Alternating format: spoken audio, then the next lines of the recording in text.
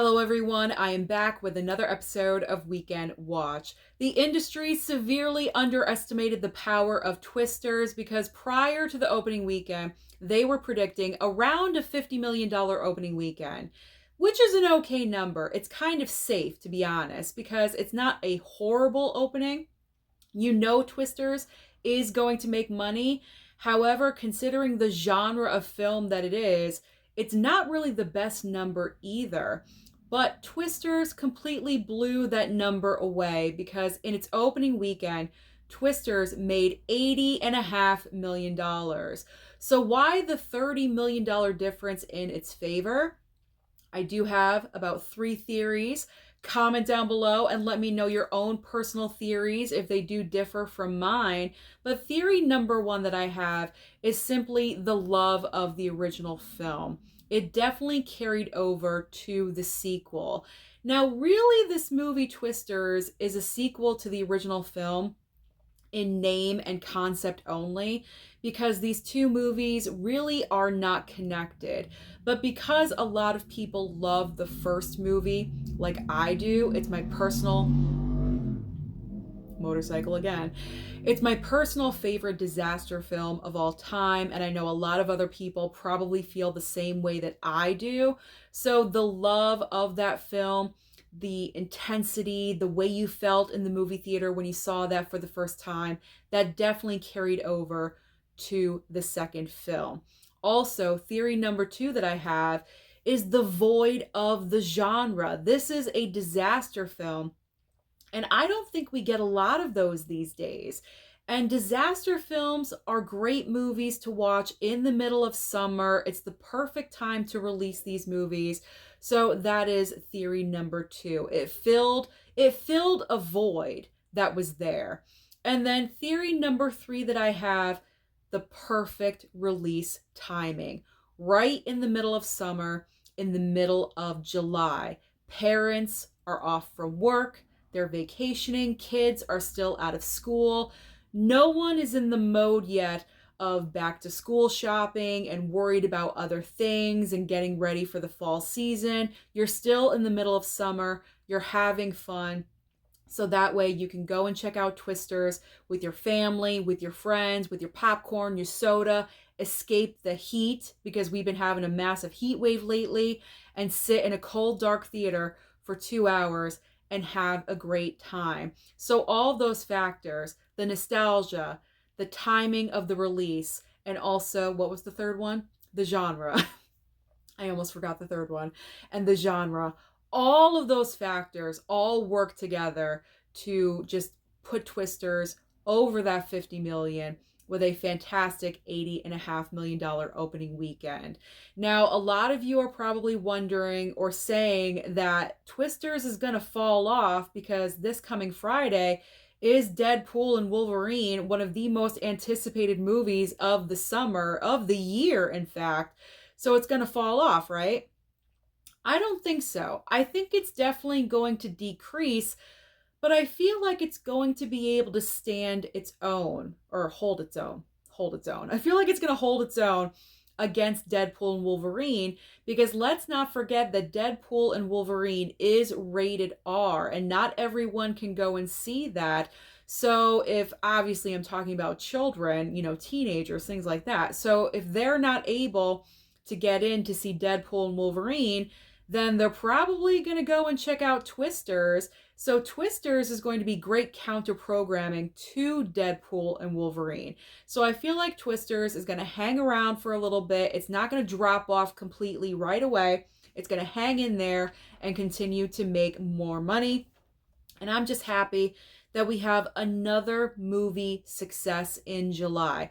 July is really cranking out great money-making movies. We had Despicable Me 4, then Longlegs, now Twisters, and obviously we're ending the month with Deadpool and Wolverine. So this is a great month at the box office. Okay. Let's move on to the rest of the top 5. In second and third place. Second place goes to Despicable Me 4 with 23.8 million. And current worldwide, the update total of this is $174 million. So it looks like my theory was correct. Unfortunately, Despicable Me 4 kind of losing steam just a little bit. It's not going to reach $1 billion, but we'll see how far it can go. I'm thinking 700 right now by the end of its run. In third place is Inside Out 2, bringing in another 12.8 million. Fourth and fifth place, Long Legs was in second place last weekend, but dropped to number 4, still in the top 5. That is a success to me.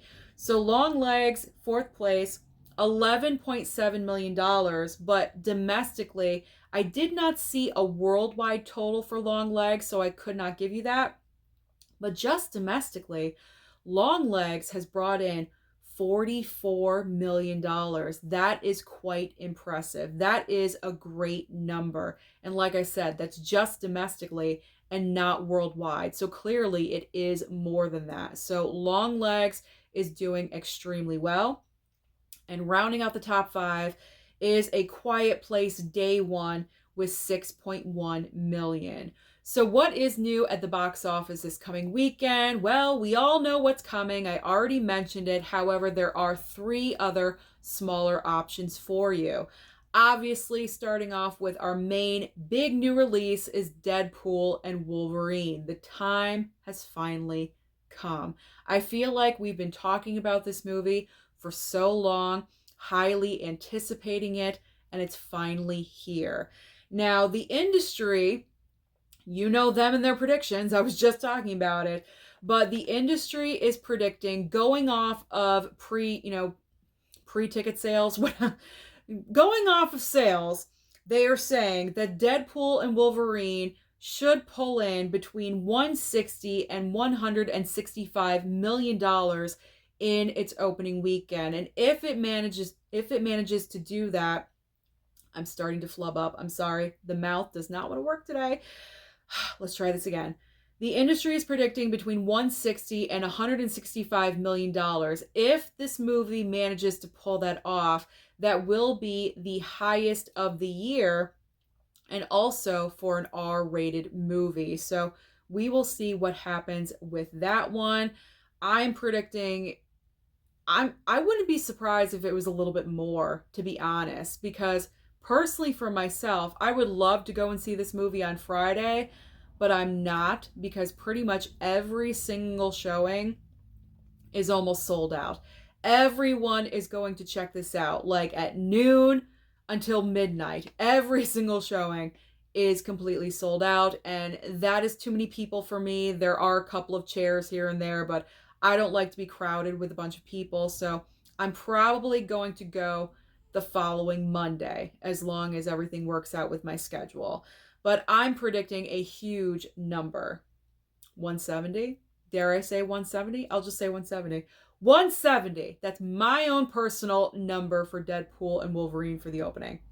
But if Deadpool and Wolverine is not your cup of tea, you already saw Twisters, maybe you want to check out something smaller, more limited, there are 3 other options for you. So we have Dee Dee, The Fabulous Four, with, I think, Bette Midler, Megan Mullally, and I can't remember the other 2 actresses off the top of my head, but kind of a film for your mom or your grandma. If you want to spend some time with them, that's a good option, because I'm sure they don't want to check out Deadpool and Wolverine. And then we also have The Beast Within. So there are other options, just in case you've seen everything else at the theater.